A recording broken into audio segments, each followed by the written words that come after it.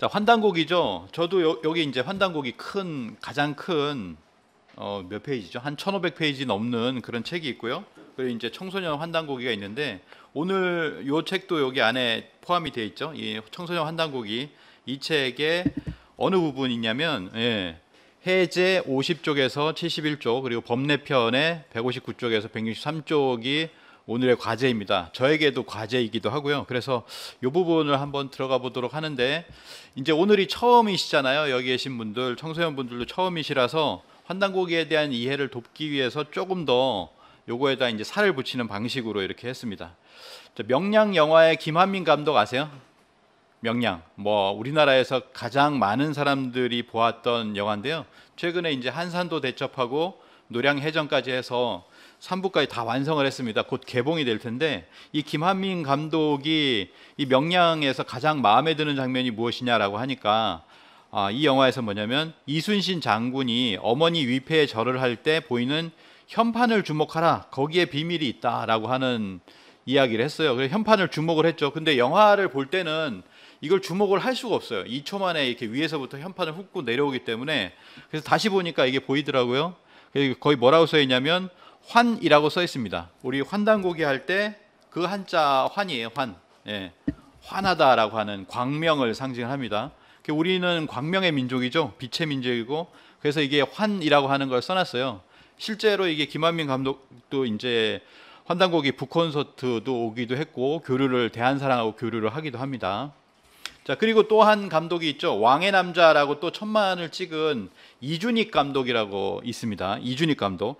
이 이준익 감독도 환단고기 매니아죠. 그래서 그 왕의 남자를 찍을 때도 이 실증 환단고기라고 해서 가운데 있는 이 환단고기 번역본이 있습니다. 그리고 이준익 감독의 또 책상 위에 이 책이 나오고 나서 1년 뒤인가요? 그때 뭐가 있었냐면 바로 이 책이 있었던 거예요. 이 환단고기 역주본이 있었는데요. 최근에는 이제 자산 오버라고 하는 영화를 이제 내셨고, 그 다음에 2013년에 한 8년 전에 소원이라고 하는 영화가 있어요. 뭐 이게 그 소원이라는 영화가 있는데, 그 영화에 보면은 저 동그라미 친 부분 보이시나요? 보이시죠? 예, 빨갛게 돼 있죠. 그게 이 책입니다. 이 책. 환단고기 책이거든요. 이준익 감독님께서 연출을 할 때 그 교무실을 연출하는데, 교무실 위에다가 딱 이렇게 환단고기를 올려놨어요. 그래서 이게 무슨 의도가 있을까 뭐 생각을 좀 해봤습니다. 자, 그런 생각이 들고요. 그래서 이준익 감독도 이렇게 좋아하시고, 그다음에 법륜스님 있어요. 법륜스님 많이 들어보셨죠? 법륜스님. 법륜스님이 이렇게 그 많은 상담을 해주잖아요. 어떤 분은 상담을 할 때 이렇게 이야기를 합니다. 앞으로 상고사 공부를 해보세요. 환단고기를 사서 읽어보시고요. 중국 심양 요령성 박물관에 그런 고대 요하 문명의 유물들이 이미 진열되어 있습니다. 5천여 년 전에 여신상 3구가 발견되어 있는데 손이 곰 모양이에요. 단군 신화의 웅녀 이야기가 사실인 겁니다. 뭐 이렇게 이야기를 할 때가 있습니다. 그래서 사실 법륜스님 하면 또 환단고기 이야기를 굉장히 많이 하시죠. 그래서 그런 부분이 있는데요.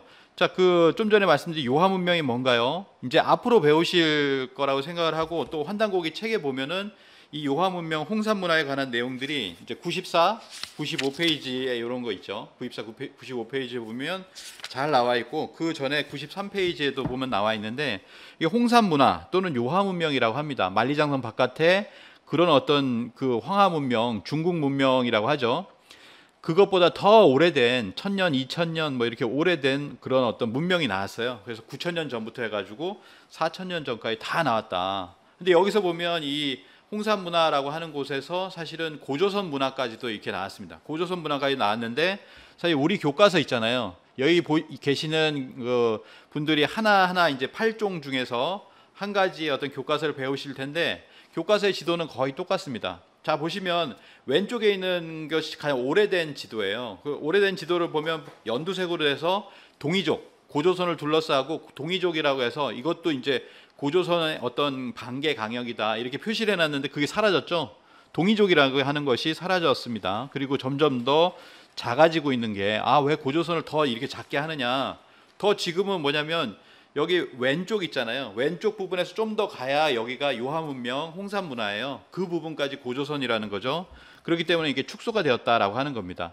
자, 이 요하 일대는 우리 민족과 매우 관련성이 있다. 요하 문명의 주도 세력은 몽골, 만주, 한반도, 일본 이어지는 북방계통이다. 우시라 교수님 얘기했고 복기대 교수님은 홍산 문화는 고조선의 선대 문화, 고조선 이전 문화라는 거예요. 이전 문화이다라고 하는 것을 이야기를 하고 있습니다. 뭐 미국의 사라 넬슨이라고 작년에 돌아가셨는데 이분도 이렇게 얘기를 하죠.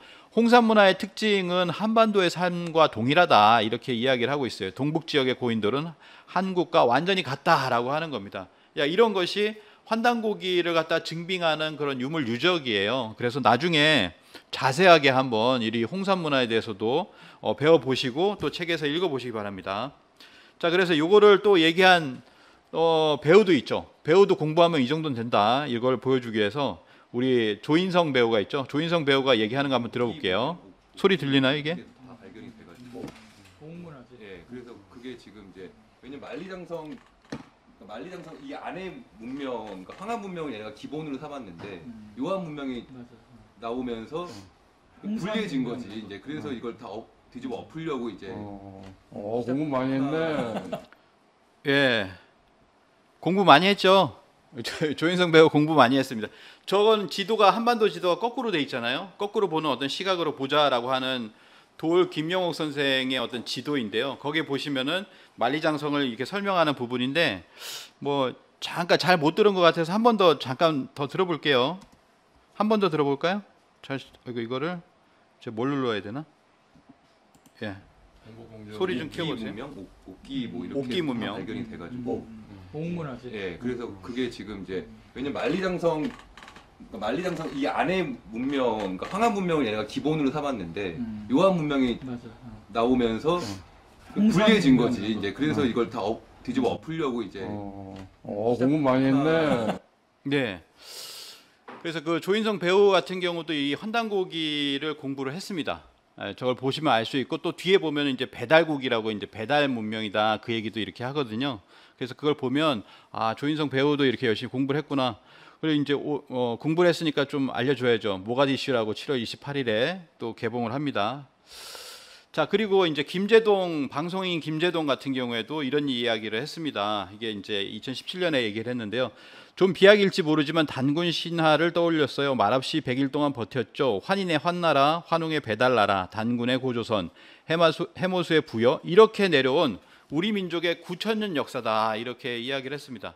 우리 민족의 9,000년 역사가 환인의 환나라, 환국이죠. 그 다음에 환웅의 배달나라, 배달국, 그리고 단군의 단군조선, 그리고 해무수의 북부여 이렇게 내려오는 역사가 있습니다. 그거를 이제 환단고기 속에서 배우시는 거예요. 근데 그걸 김제동 같은 경우도 그 환단고기를 보고서 이런 것을 굉장히 달변이잖아요. 이렇게 이야기를 술술 이렇게 하고 있는 많이 공부를 한 그런 모습을 볼 수가 있습니다.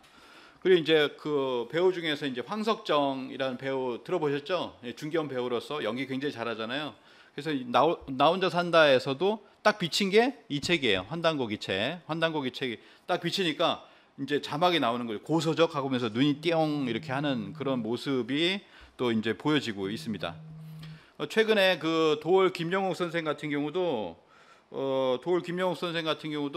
이렇게 이야기를 했죠. 대한사랑이라는 조직이 있어요. 이렇게 하면서 이제 그 강의의 세계인데 언제 강의냐면 도올 김영옥의 노자 68번째 그 강의인데요. 그때 이렇게 이야기를 했습니다. 이렇게 그 칠판에다가 대한사랑, 여기가 대한사랑이잖아요. 대한사랑이라고 쓰시더니 대한사랑이라는 조직이 있는데 여기서 고대사, 특히 대한사랑 이사장으로 있는 분이 우리나라 천문학의 대가예요. 천문학적으로 고찰해 보면 몇천 년 전 것도 정확하게 컴퓨터 돌리면 다 찾아낼 수가 있는데 환단고기에 있는 것도 대강 돌려보면 들어맞는데요. 전혀 근거 없는 얘기가 아닌데도 불구하고 이런 이야기를 하면은 미친놈이 된대요. 어떻게 이럴 수가 있냐? 우리나라가 훌륭하다라고 하면은 학계에서 매장당합니다. 뭐 이런 얘기를 이제 어떻게 보면 약간 성토하는 그런 어떤 모습도 이렇게 보여주셨는데요. 이게 박석재 이사장님 뭐 몇 번 보셨을 거예요. 그래서 그 대한사랑 이사장님이신데 그 이분도 뭐냐면은 이 단군색이라고 해서 여기 보시면은 이제 두 번째 보면 삼성기 다음에 이제 단군색이라고 하는 것을 배우실 거예요. 그러면 거기에 무진 50년 오성취루라고 해서 무진 50년에 BC 1733년 그때에 오성이 모였다. 여기 보면 화, 수, 토, 목, 금이 있잖아요. 그리고 달까지 있습니다. 달까지 이렇게 평행까지 쭉 돼 있는 거예요. 이걸 보니까 이건 기록에 남겨야 되겠다라고 해서 그 수천 년 전이지만 이렇게 기록을 남긴 거예요. 그래서 이런 것들을 저희가 이제 이런 것들을 천문학자들은 다 검증을 한다 이거죠. 여기 계신 분들 태어나기 이전인 1993년에 이미 그 세계적인 지금 한국 천문학회장이신 박창범 교수님께서 이걸 검증을 하셨어요. 환단고기에 있는 그 천문학 기록이 사실이다라고 하는 것을 검증을 했고, 또 우리 박석재 또 천문학 박사이신 천문학 회장을 하신 그분께서도 그걸 인정을 했다라고 하는 것을 우리가 알 수가 있습니다.